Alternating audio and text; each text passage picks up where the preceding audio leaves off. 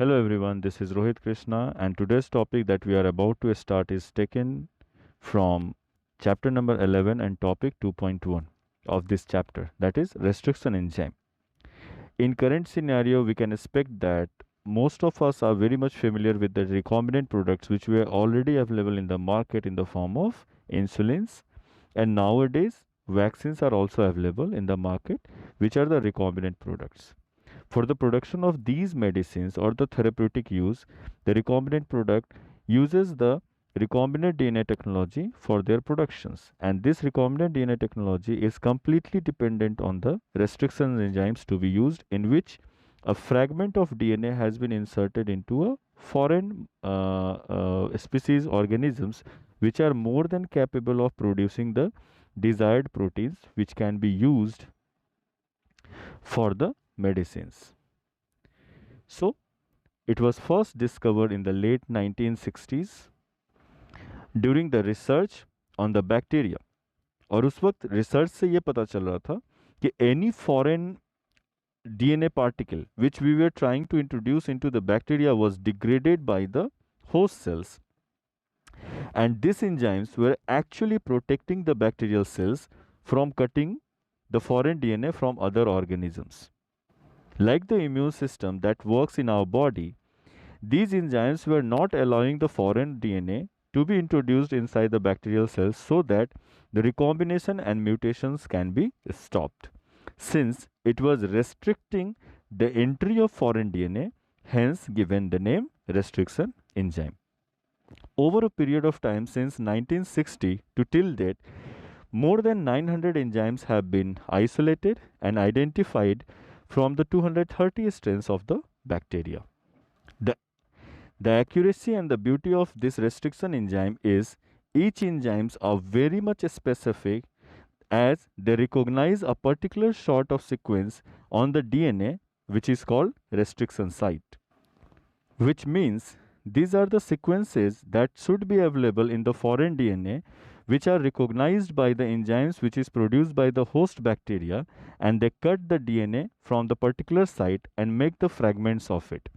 Since they cut the DNA both strands at a precise nucleotides, it means that it is a particular sequence and a particular nucleotide in the restriction sites through which they cut the DNA on both of the strands. So basically the restriction site has a very peculiar phenomena. They are the inverted repeats of 4 to 10 nucleotides, mostly even number, which means that it is a combination of 4, 6, 8 and 10 nucleotides, which you will discuss, it will be discussed in a later discussions or in a higher class. And most importantly, all these sequences or mostly they are inverted repeats. We have some of the examples of restriction enzyme which have a recognition sequence which are not inverted repeats, but most of them they do contain the inverted repeats. What does inverted repeat mean? The same sequence on the both strands when read from the 5 prime to 3 prime directions. So inverted repeats are those sequences when on both strands when read in a particular direction 5 prime to 3 prime, A, G, G, C, C and T, the exact sequence is found on the other strand when read in the same direction 5 prime to 3 prime, A, G, G, C, C, T, and these have been given a specific name, palindromic sequence.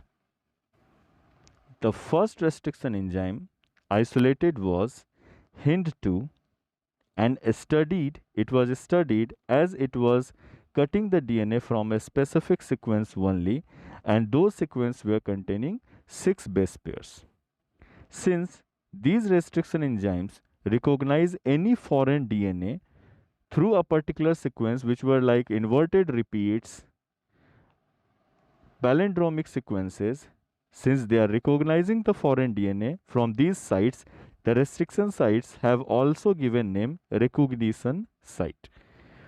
Now, the isolated enzymes, as we have a class of different enzymes which were designated as nuclease, as they were cutting the nucleic acids, the nomenclature was one of the most important point as to name all 900 enzymes were very important for to make use of them in recombinant DNA technology. So the first letter that is used in the enzyme, it was the first letter of the genus from the bacteria or the microorganism through which it has been isolated. The second two letter of the name of restriction enzyme is taken from the species of particular microorganisms. The third letter has been taken from the strain, and the last number, if available, then it is the number of order of identification. Since EcoR1 states that it has been isolated from the E. coli cells of R strain of E. coli cells, and it was the first enzyme to be isolated and recognized. That is why it was given name Eco R and 1. On later studies, it was found that there are different classes of nuclease enzymes, and there are two types, which are exonucleases and endonucleases.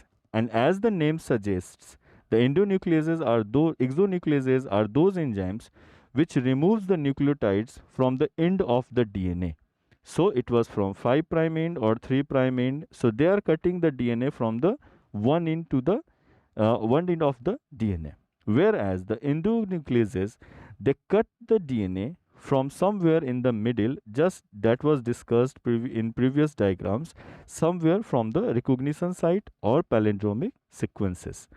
These restrictions enzymes, they are made up of different subunits, in which the one subunit has specifically they serve for the modification part. Here comes one question: if the restriction enzyme is more than capable of cutting the genetic material or nuclease or its nuclease activity to cut the DNA from a specific sequence, how come is it possible that the host bacterial genome itself is protected from this enzyme? So one of the subunits of this restriction enzyme serves as a modification which recognizes the host cell, and they add the methyl group at adenine and cytosine in the host genome to protect it from the self-restriction. Once the replication has been completed and the parental strand is containing the strand of DNA from the parents, so there is a random methyl group has been already added to the sequences of adenine and cytosine.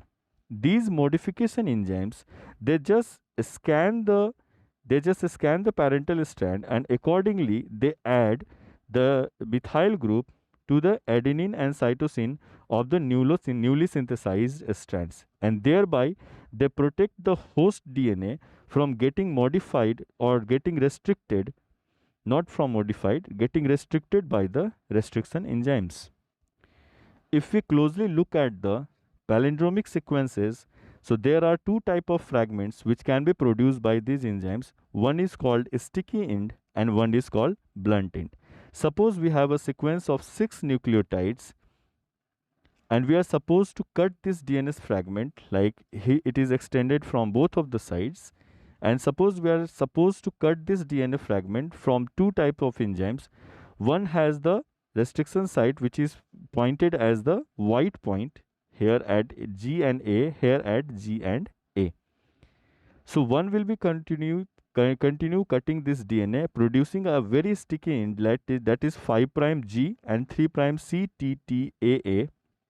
As you can see that the DNA has been cut from the uneven positions, producing a sticky end and flanking extra nucleotides, which is responsible for further addition of foreign DNAs. And one of the enzymes that exactly cut the DNA sequence right into the middle of this palindromic sequence, which is equally distributing the nucleotides 3 and 3 on both of the sides, and this is what is called blunt end. So how come we are not going to detail of how restriction enzymes is used for the recombination process in this discussion, but we will discuss that how the restriction enzyme is used. So once the DNA fragment of two different sources, suppose we have red and blue, both are cut by the EcoR1 and they are producing the sticky ends, and you can see that this sticky end has been joined, sticky ends have been joined by the simple base pairing method and these blue and red DNA has been recombinant DNA has been produced.